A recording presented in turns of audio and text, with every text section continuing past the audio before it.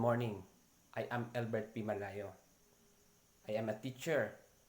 My topic for today is all about what is community-based participatory research. In a few minutes, I ask you to listen, and I hope that you're going to learn to the things that I will going to discuss. Be happy and enjoy listening to me. Now I would like to share to you the story of Delia Robert. Delia Robert worked as a nutritionist at the Harperville Hospital. As an African American, she was concerned about the obesity among black children and of the fact that many of Harpersville African American neighborhoods didn't have access to healthy foods. She felt that the city ought to be doing something to change the situation, but officials didn't seem to see it as a problem. Delia decided to conduct some research to use as a base for her advocacy. Delia realized that in order to collect accurate data, she needed to find researchers who would be trusted by people in neighborhoods. What if she recruited researchers from among the people in neighborhoods? She recruited doctor, administrator in the neighborhoods. 2 weeks after, she gathered the people, consist students, grandparents, and graduate students who can share their knowledge, especially in writing and reading and logging to the information that they needed. The group met several times at the hospital to work out how they were going to collect information from the community. Delia conducted workshops in research methods and in such basic skills as how to record interviews and observation. The group discussed the problem of recording for those who had difficulty in writing. They decided they would each interview a given number of residents about their food and shopping and eating habits, and that they would also observe people's buying patterns. As the data came in, within weeks, it became clear that the people in the neighborhood would be happy to buy more nutritious food, but it was simply too difficult to get it. They either had to travel long distance on buses, since many didn't have cars. They also have the perception that healthy food was much more expensive to buy. So now we have observed a scenario about an example of research or community-based research about the problem of obesity among the teens and people in Harpersville using the life of Delia Roberts as a leader for this kind of research. The group that Delia gathered now become a community-based participatory research team in that certain city. So they became popular, and then it happened that if there are any problems that occurs in that city or in that community, they always call Delia and team to conduct research. So that is now the story of Delia's all about. What is community-based participatory research?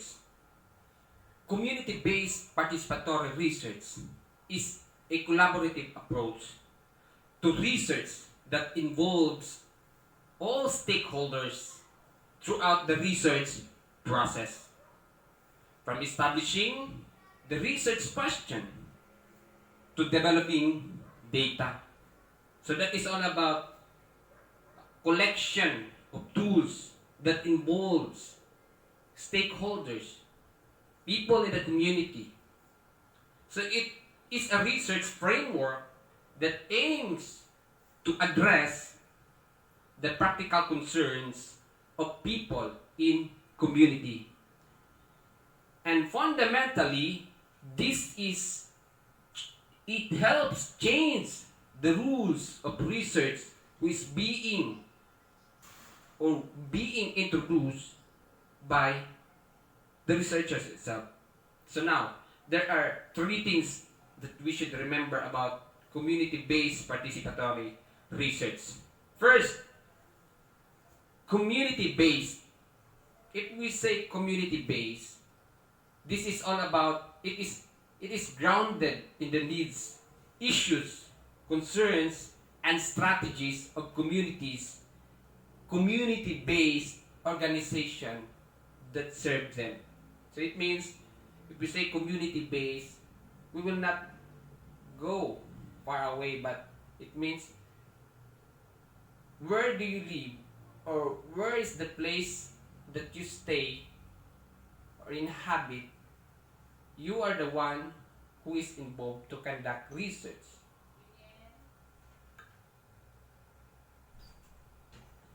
Second, participatory.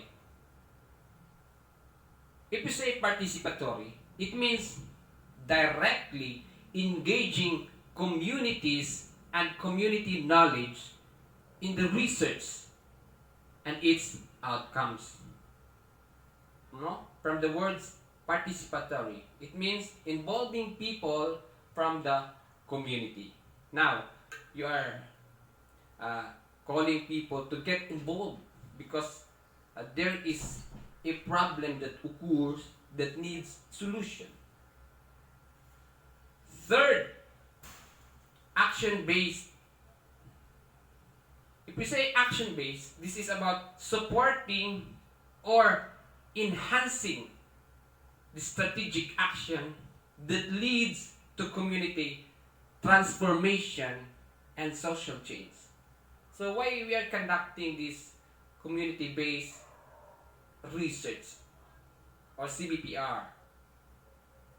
Because we need a social change, we need a transformation.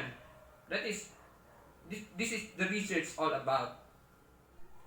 So now, I would like to show an example of graphic organizer of community-based participatory research. Here, as we can see, in a circle, there is an action research.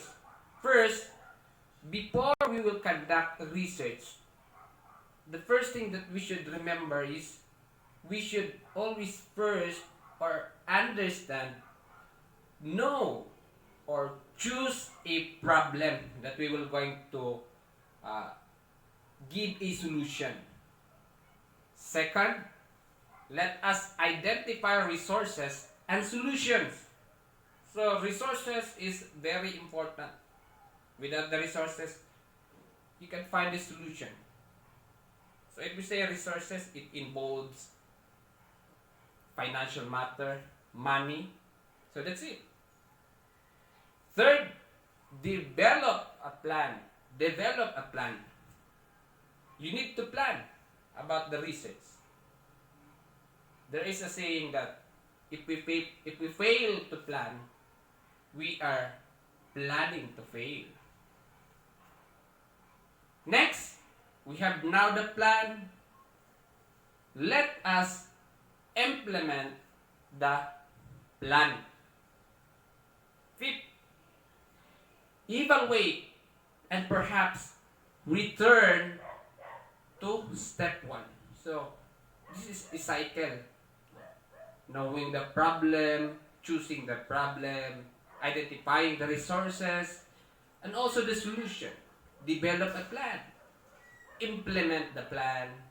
Evaluate, and if we now evaluate the plan, we can now find a solution for a certain problem. So, we need to answer some question. Action research. So this is all about, if we say action, so the things that I have discussed a while ago is that those are all about action. And if we say research, if we say research, this is identifying a research question, choosing a research methodology, implementing the methodology, of course, analyzing the results, and last but not the least, reporting on the results. Before we will proceed to a certain research, let us formulate or identify the question that we need to answer. Example, let us go back to the story of Delia Roberts. So, the problem that occur in that city, in a certain village, the problem is all about obesity. Now, how they handle that certain problem?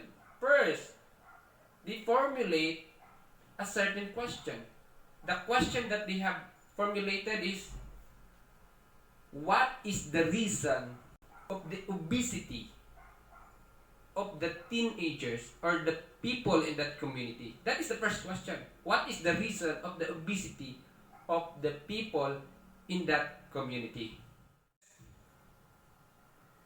Continue. Let us continue.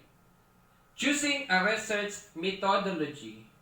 So if we say methodology, this is some kind of strategy that we will going to use. So the strategy that Delia's conducted first is she choose the people that she will going to contact or she will going to engage. She choose the people in that certain community from from the prominent people going to in a middle class. So she selected people that she going to contact with, especially in that research, analyzing or implementing the methodology. So your methodology is useless without implementing it.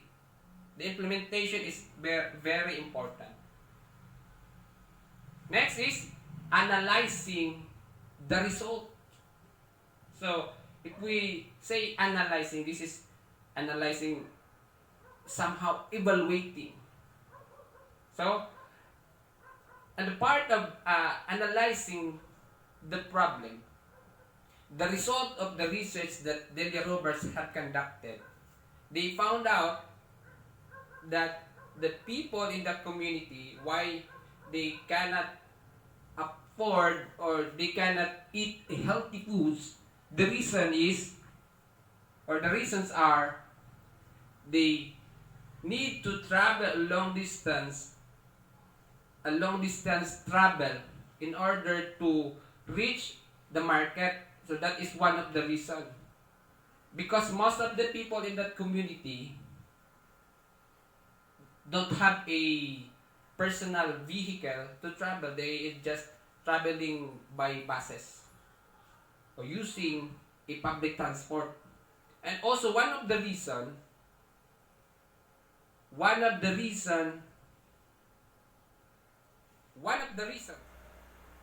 participatory.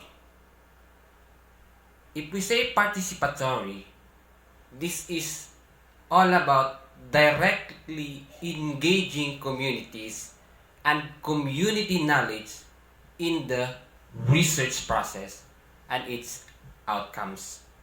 So first, community-based. Next is participatory. Third, action-based. If we say action-based, This is all about supporting or enhancing the strategic action that leads to community to transform and social change. So we should always remember, by its nature, community-based participatory research is applied research. So now let us talk about community leadership in community-based participatory research. So, of course, in every program or in every project, in every research, there is always someone that will lead the group. In selecting in someone who will going to lead the group, it needs a recruitment. So let us discuss about recruitment a community research team. How you recruit a team will depend on the purpose of the project, as well as on how or who might be effective in gaining and analyzing the information. A team may already exist. If there are example, a team that already exists, you can hire or recruit them. As an example, at the beginning of the discussion, I have discussed about the story of Delia Roberts. So they're just selecting people, recruiting people who are in a certain community. Or a team maybe simply be a group that gets together out of common concerns. Maybe community-based participatory research project aim for diverse team. Of course, it also applied in diverse team, with the idea that a mixed people will be both provide the broadest range and allow the greatest amount of personal learning for team members. Yes, of course. Like, for example, the story that I have discussed a while ago. Delia Roberts recruited in a religious sector. She also recruited in a political sector, also in a health sector, and even in a neighborhood. Parents, grandparents, children, teenagers.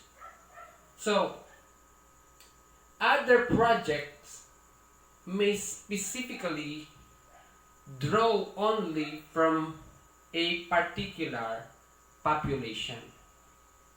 Example, a language minority, those served by a certain intervention, those experiencing a particular physical condition.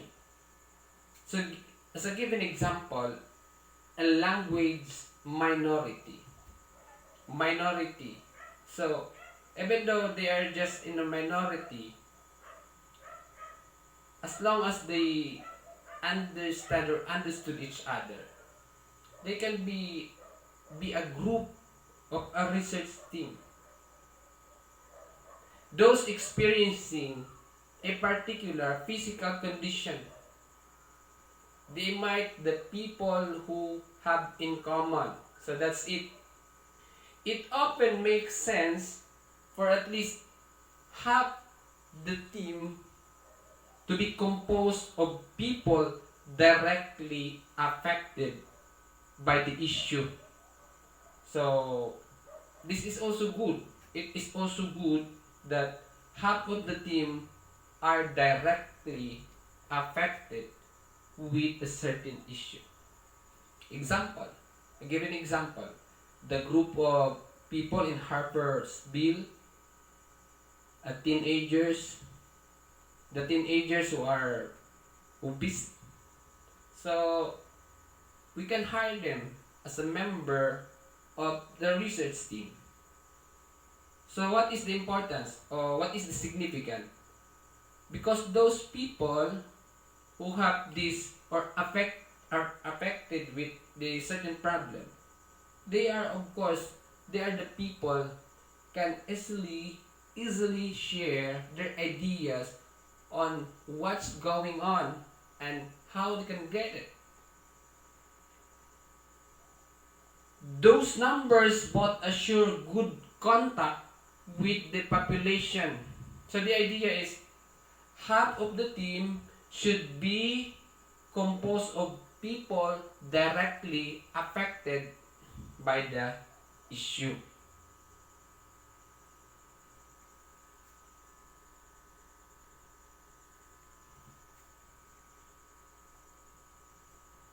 Recruiting from within organization or program may be relatively simple because the pool of potential researchers is somewhat or a captive of audience.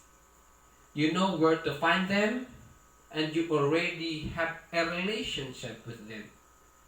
Recruiting from a more general population, on the other hand, it requires attention to some basic rules of communication. Of course, communication is very important in many things. If you don't have a good communication with your team, it may be a cost of failure or fall down of whatever project that you are planning. Funders. Funders for community-based participatory research consist of sometimes two. There are two funders. It might be private or government in interest in supporting community-based participatory research. Example, in the United States, a small philanthropic organization including W.K. Kellogg Foundation, the Ford Foundation. Here in the Philippines, we have Manny Pacquiao Foundation, Ronel Rivera Foundation, a lot of foundations that are supporting research, especially that the people who are benefiting the result are those people who are in marginalized level of status in life. In California, endowment, the public health institutes give 137 million.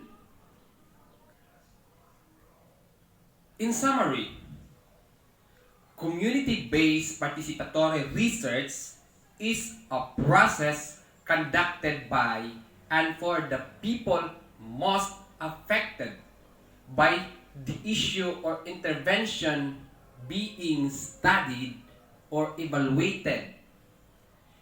It has multiple purposes, including the empowerment of the participants, the gathering of the best and most accurate information possible, garnering community support for the effort, and social change that leads to the betterment of the community for everyone.